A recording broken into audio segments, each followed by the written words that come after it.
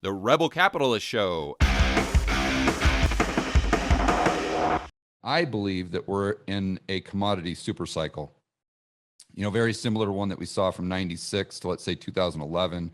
I think we probably started in 2020 when oil was, call it negative 38 a barrel. And so I believe that we'll most likely see this commodity super cycle last until 2030 or 2035.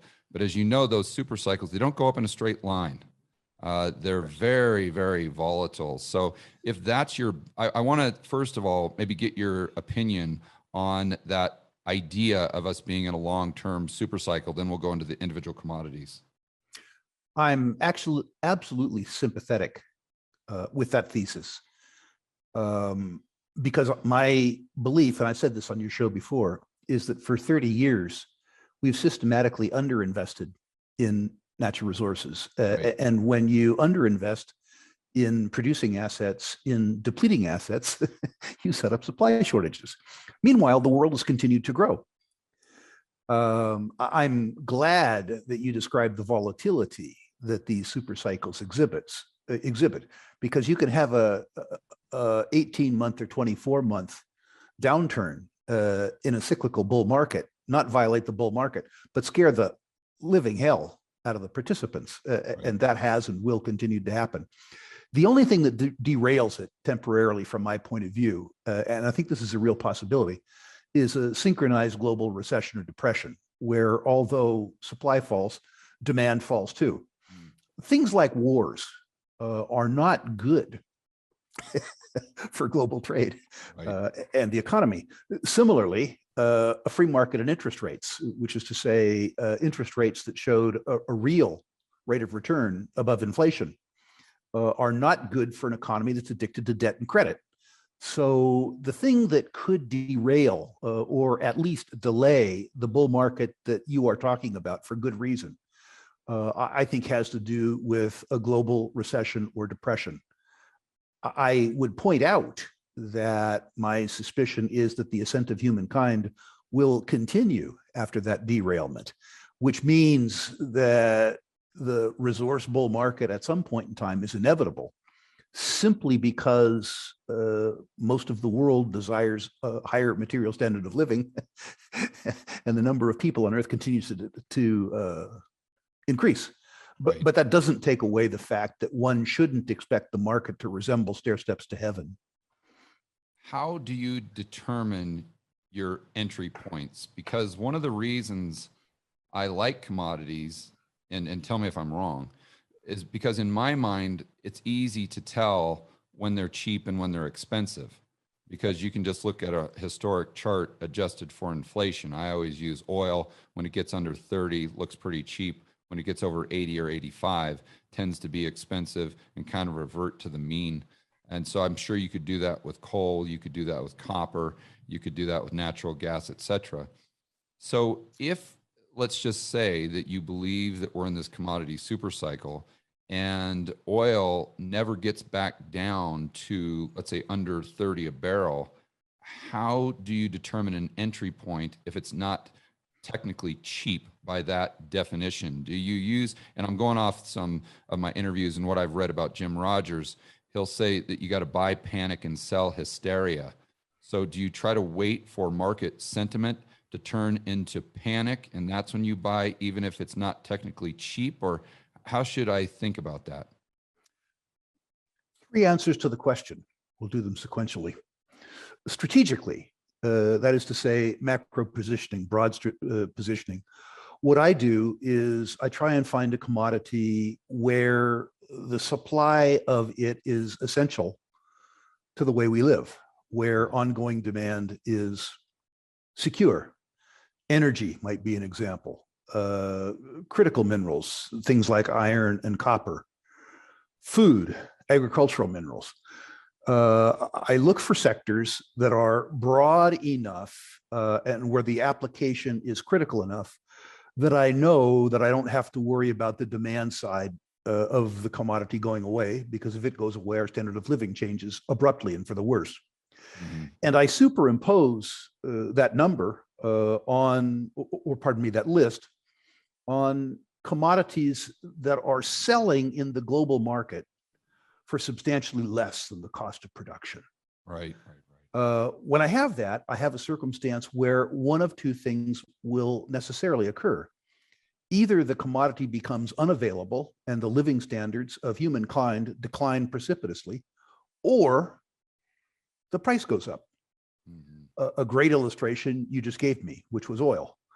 The International Energy Agency has suggested that the fully loaded cost to produce a barrel of oil, I'm not talking about the lifting cost, I'm adding back general and administrative expense, capital expense, cost of capital, and social rents, like taxation and royalties,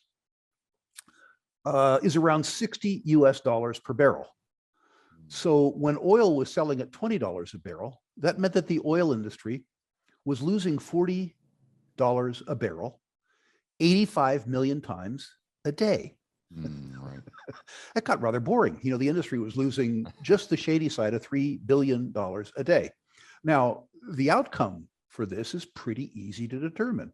When the industry is losing $40 a day, its willingness and ability to invest sustaining capital and new capital to maintain oil supplies is non-existent. And consumers have absolutely no interest in conserving because the stuff is too cheap. So when you reduce supply and increase demand, a fairly interesting thing happens. Prices always respond to the upside. Similarly, if you have a circumstance normally where the industry as a whole is enjoying 50% operational net profit margins, which is to say when the cost of oil is $60 a barrel on a global basis, and it's selling for $120 a barrel, you need to begin to be cautious. It doesn't mean that supply is going to increase and demand is going to falter immediately, but it does mean that the industry is enjoying sufficient free cash flow to resume sustaining capital investments. And it also means that consumers have an incentive to conserve. And so a lot of what I do from a strategic point of view is look for commodities that are essential to the advance of humankind, where they're selling at substantial discounts to the cost of production. It's ironic that when commodities are cheap, the stocks seem expensive. Because commodity prices are low, the companies are selling at high price earnings multiples because they don't have very much E. But they still got all the P. And at periods of time when the industries are expensive, they seem cheap, which is to say when commodity prices are unsustainably high, free cash margins that the producers are enjoying seem very, very low. Right. The second thing that I look at is strategy. And that's what Mr. Rogers is talking about. If you have a circumstance where there's panic in the market, a wonderful example of panic that I missed was when Exxon was thrown out of the Dow index and you had all the index related selling. Obviously, you weren't going to have 2 quarters of index related selling. It was a one-off, but there was panic around it. There was COVID panic. The oil price had fallen. There was political panic because all the big thinkers in the world decreed that despite the fact that they all flew private jets to Davos, that you and I shouldn't drive. Right. And at the same time, there was the one-off selling related to Exxon being kicked out of the Dow 30. That is precisely the type of one-off event that Jim Rogers describes when he talks about panic in the market. So from a strategic point of view, you look at the macro. From a tactical point of view, you absolutely look at the micro and you absolutely look at panic. In the speculative markets that for most of my career I favored, the third thing that I look at is simply the availability of very attractive investment opportunities at what I see as the correct pricing from a speculator's point of view.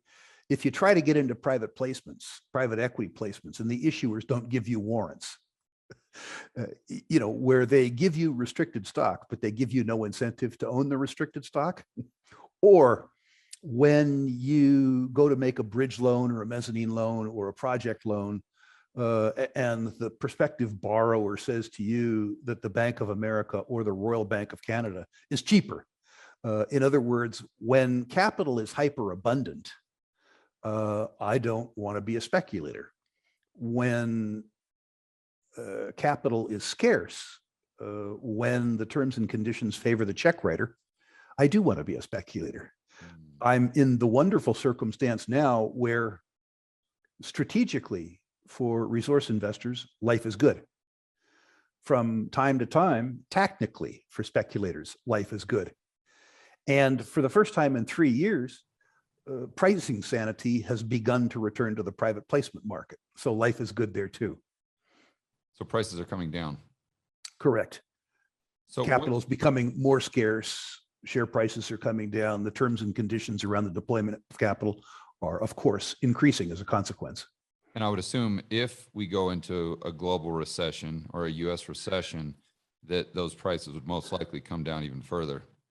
One would expect they might collapse. So how do you manage that, Rick, with your, I don't know if you've got a, just access to banks that can give you unlimited capital, or in your own trading account, you keep more of a dry powder, maybe a larger cash position to take advantage. And then how do you know when to pull the trigger if you believe that we haven't seen the bottom of the market or the max point of the recession? You never get it right. Yeah, right. In terms of timing, or at least I never get it right. Bernard Baruch, pretty good speculator, once said the only person who absolutely called the bottom and called the top was a liar. It didn't happen. And I can certainly identify with that. The first thing is that sometimes things are cheap enough.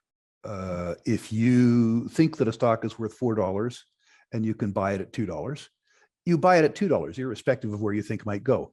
Right. If it goes, which it might, from $2 to $1, well, that's pretty simple. If it's still worth $4, what was a good buy become a great buy. So you buy more. You might, if you're not financially mature, regret paying $2 for the stock. But the truth is, buying $4 for $2 is always a good idea, irrespective of subsequent price action.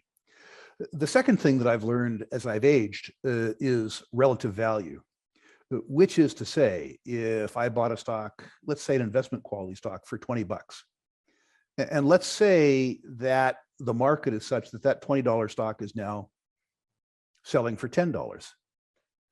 I look at that $10 and I don't think too much about what I paid for it. What I think is what I can do with the $10. And if, despite the fact that that stock is down by half, if there is an opportunity which I think is better, I will, without even a second's hesitation anymore, switch from a less attractive investment or speculation to a more attractive investment and or speculation. People pay way too much attention to the prices of stocks when they have no opinion as to the value. And price information, in the absence of an opinion of value, is paying attention to a floating abstraction. It really doesn't matter much. People too pay too much attention to the price they paid for the stock. The stock doesn't care how much you paid for it. The person who sold it to you doesn't care too much how you paid for it. The person who buys it from you isn't going to care too much about how much you paid for it. When I was your stockbroker, I didn't care how much you paid for it. That doesn't matter. What matters is what you do with the capital that's left over.